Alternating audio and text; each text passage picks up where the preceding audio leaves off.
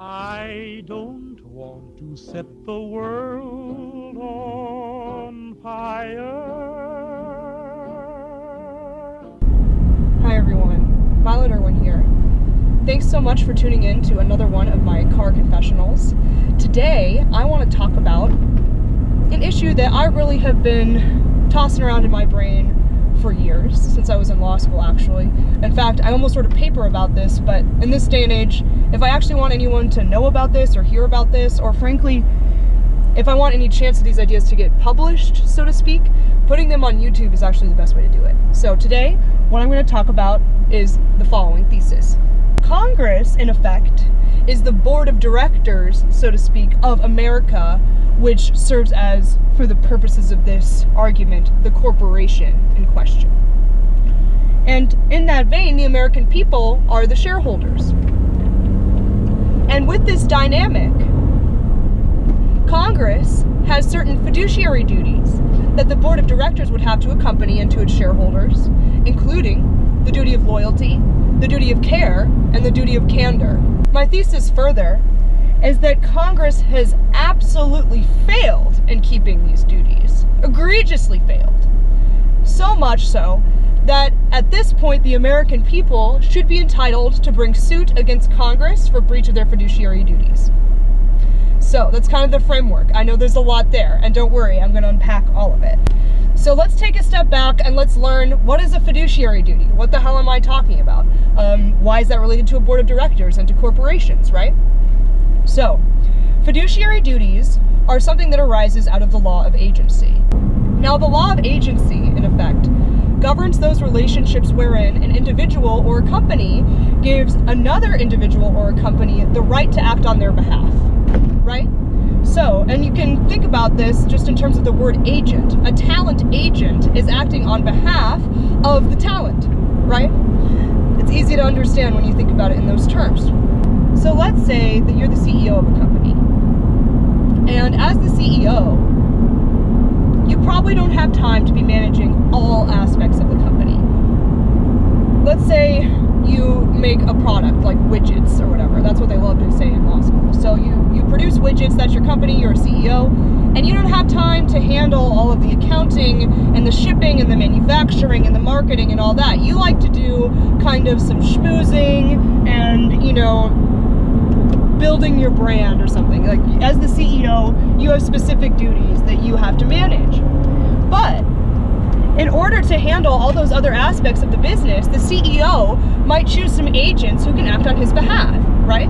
And when these agents act on the CEO's behalf, it binds the CEO as if he had done the action himself.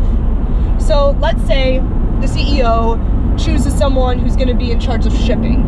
Now that CEO has given that person in charge of shipping the authority to take actions on the CEO's behalf. So the shipping guy, he can be the one who signs off on all the final purchase orders in terms of shipment and all of that, and it would have the same effect as if the CEO had signed it himself. And you can see why this relationship is useful and why it has arisen naturally throughout the course of time, because sometimes we just can't handle all of the responsibilities that we have or all of the things that we need to take care of in a given day. And so we need to have other people help us in that task. And when they help us, we want them to be able to act with as much authority as we do. So that's what an agency relationship is. In terms of corporations, the agency relationship comes into play because a board of directors is, in effect, and legally speaking, a board of agents on behalf of the shareholders of the company. The shareholders are actually the owners of the company, right? They own the stakes. They're the ones who either benefit or perish from the results of what the company does. Now, the board of directors, on the other hand, is the group of people that's steering the ship. They're the ones in control. And in effect, what the shareholders have done in creating a board of directors is make that board of directors their agents to act on behalf of the company. Now, obviously, when you become someone's agent, or when a board of directors receives this agency or this power from a corporation, that doesn't come without some strings attached, right? And those strings are those fiduciary duties that I talked about before. How How does this relate to Congress? I posit that the Constitution is, in effect, a fiduciary document. That we, the people, right, gave the government certain powers to act on our behalf in the Constitution. In an agency relationship, even a basic one, or in the situation of a board of directors with shareholders, the principal gets to choose the scope and the power of the agent's authority, right? So the shipping guy in the CEO example, right, he's only sticking to shipping. He can't just all of a sudden go into a marketing meeting and sign off on stuff on the CEO's behalf, because the CEO said, you're in charge of shipping and you can do shipping actions on my behalf. But that doesn't mean that the shipping guy now can do anything on the principal's behalf or on the CEO's behalf. He's limited. He's limited to the scope of power that the principal gave him. And it's the same with the board of directors. Shareholders can in effect say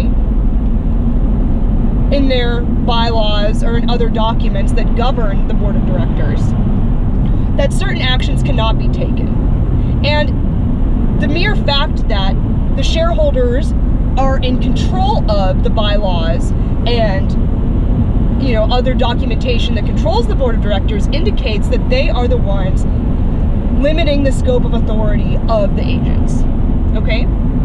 Now, back to the Constitution. The Constitution is a document which specifically lays out the scope of authority that the federal government has to act on behalf of the American people. And specifically on behalf of the states, right?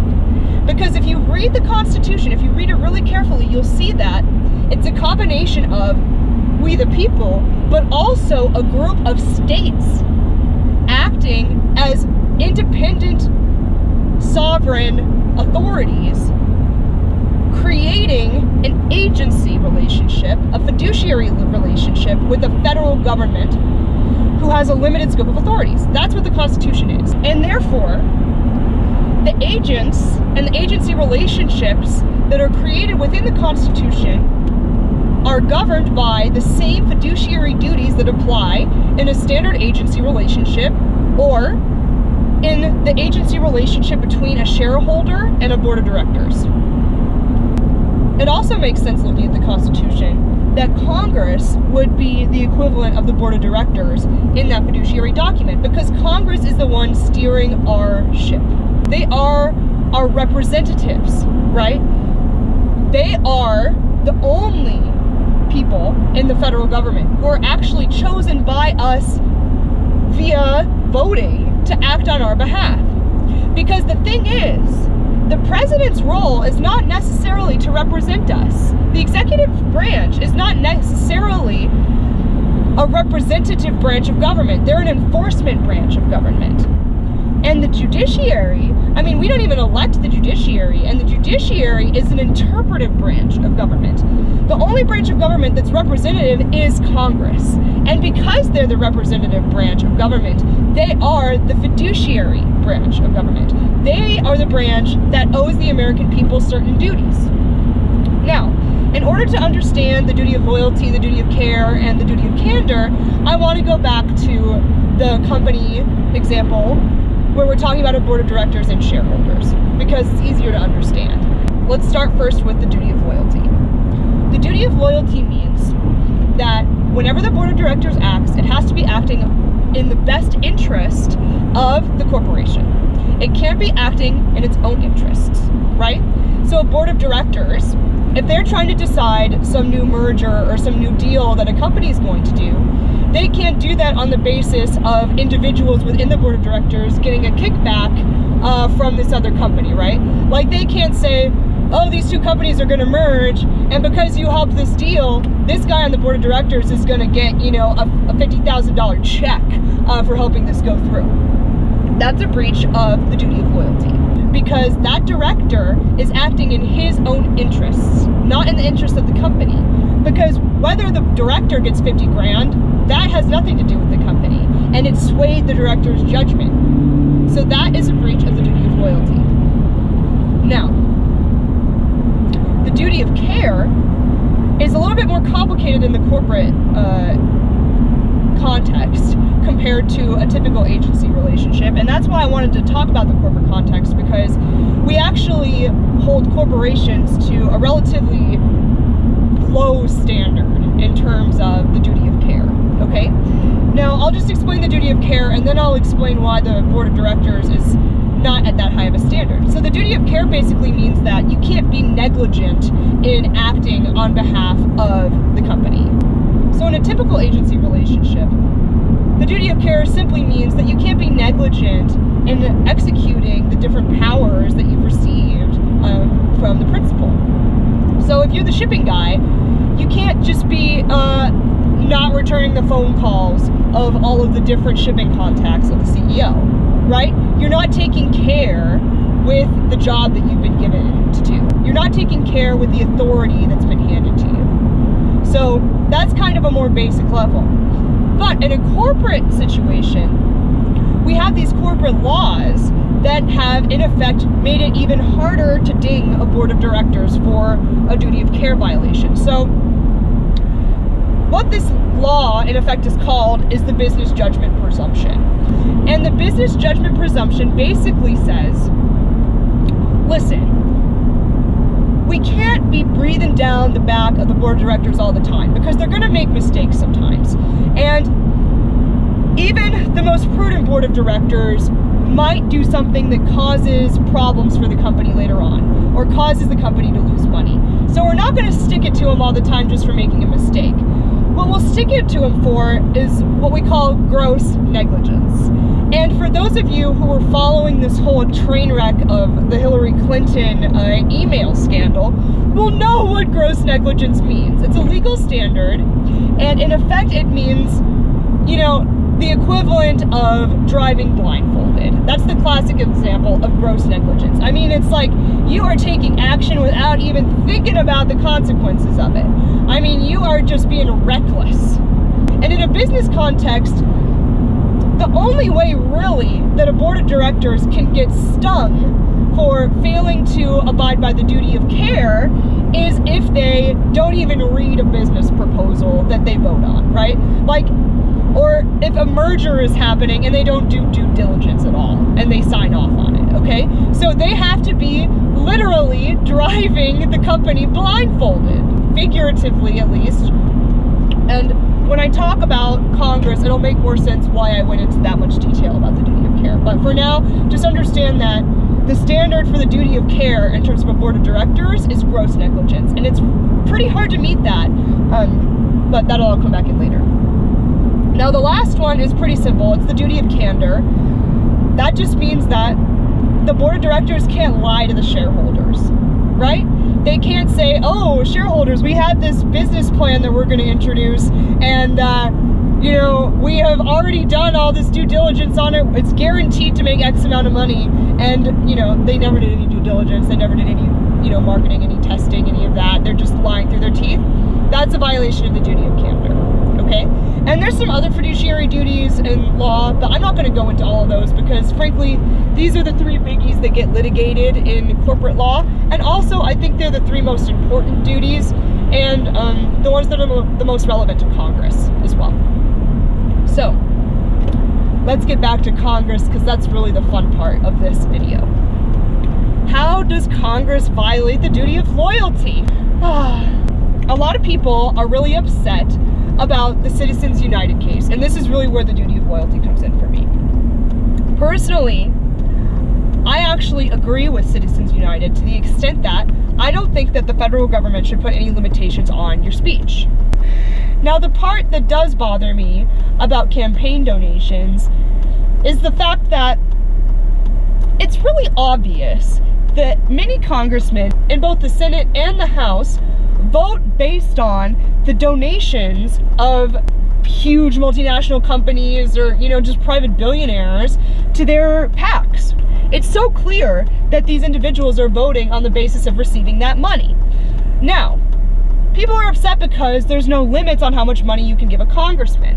And to me, it's like, we shouldn't be putting limits on the amount of money you should give a congressman. What we should be doing is just actually enforcing the federal bribery laws, right? Bribery is a crime. Bribing a congressman is a crime, okay? And if these people are giving money to these PACs under the guise of, oh, I'm just donating to a campaign, but then there are clear indications of voting to serve the interests of these individuals that have donated this much money. How are these people not being prosecuted? And that's a whole nother video, okay? I'll make a video about why prosecutors are the second biggest problem in America, right behind Congress. But for today, I want to stick to Congress because congressmen are accepting bribes every single fucking day. The entire lobbying industry is in effect trying to get Congress to sway their vote on the basis of individuals and entities that are not the constituents of the congressman. That's what lobbyists do. Their entire job is to encourage congressmen to breach their duty of loyalty. It's the whole business. The entire lobbying industry is a plain example of a breach of the duty of loyalty. So, and you can tell I'm getting all wound up because to me this is just so obvious that Congress is in breach of their duty to the American people and no one ever does anything about it. So, Citizens United. Yeah, it's a big, it's a big case. A lot of people are upset about it. I'm upset that congressmen are acting on the basis of these huge donations that are not from their constituents, right? They can take the money, but you better be voting based on the best interests of the people that you represent back home in your state or in your district, period. That's your job. You were appointed to do that. It's your fiduciary obligation to do that. And the scope of your authority as the agent of your constituents is limited to that. So that's the duty of loyalty as it pertains to Congress. Now the duty of care, I wanted to go through what the board of directors is held to in terms of the duty of care because I wanted to bring up the fact that we actually hold corporations to a much higher standard of care than we do our own Congress. And it's so sad because the standard of care that we hold corporations to is just, it's pitiful, right? It's gross negligence, okay? So let's just apply the bare bones to Congress, right? Gross negligence. And let's think of a few examples here. I'm gonna do two examples because I wanna do a right-wing pushed bill and a left-wing pushed bill just for the sake of being balanced here. So let's talk Obamacare and the Patriot Act. Both of these bills were passed through Congress without, there's no way any of those congressmen read either of those bills in full, ever. And they voted on it. They made it federal law. They made it the law of the land.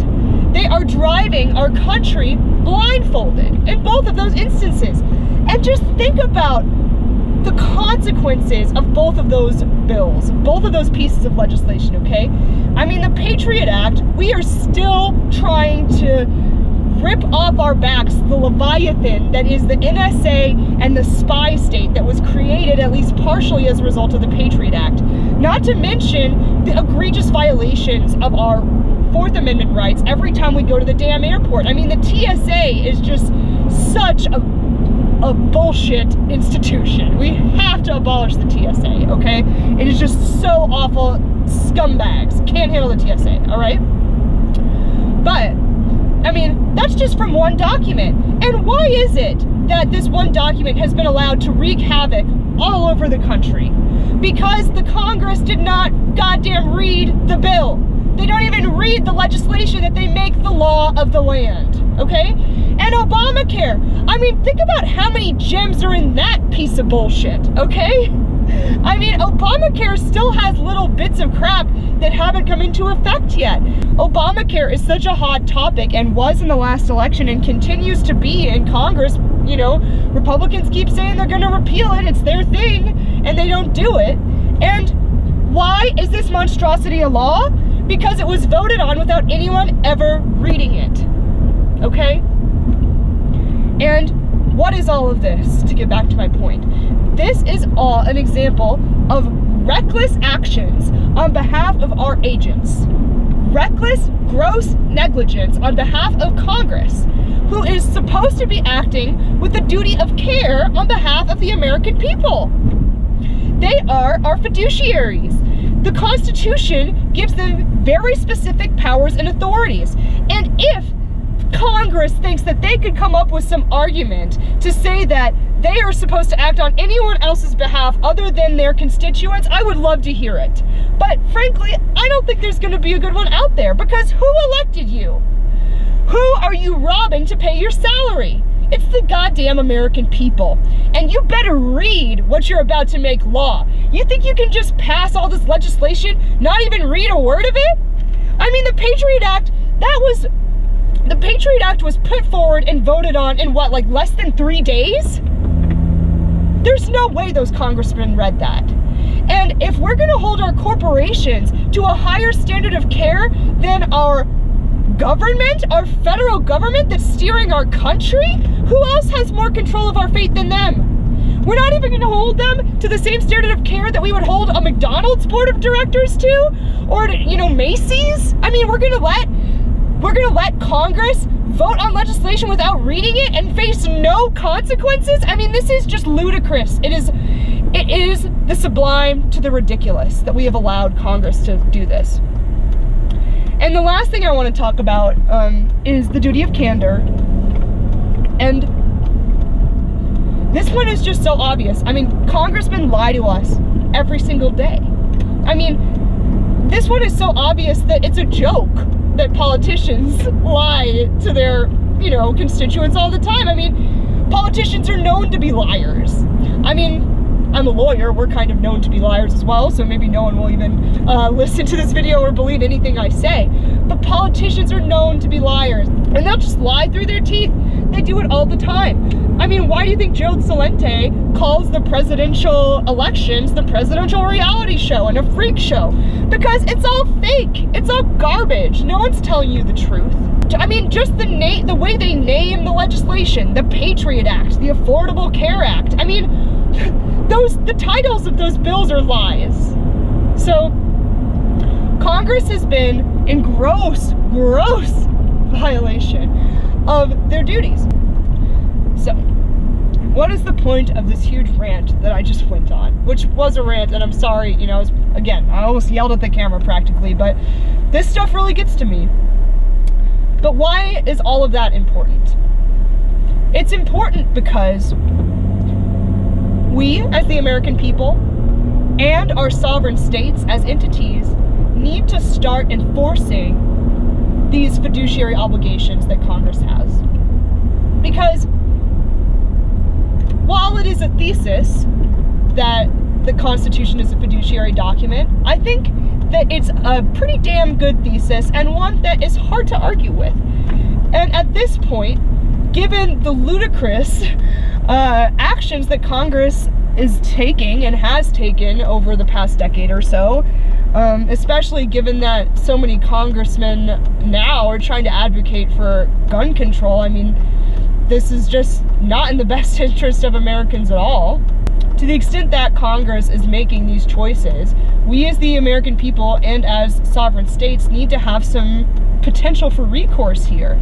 Because we're getting to a point now where they have gone so far afield of their duty of loyalty and their duty of care that it's not even recognizable as an entity that's acting on our behalf. They're taking millions and millions of dollars from all these lobbyists, all these corporations, and clearly voting in the interests of those entities.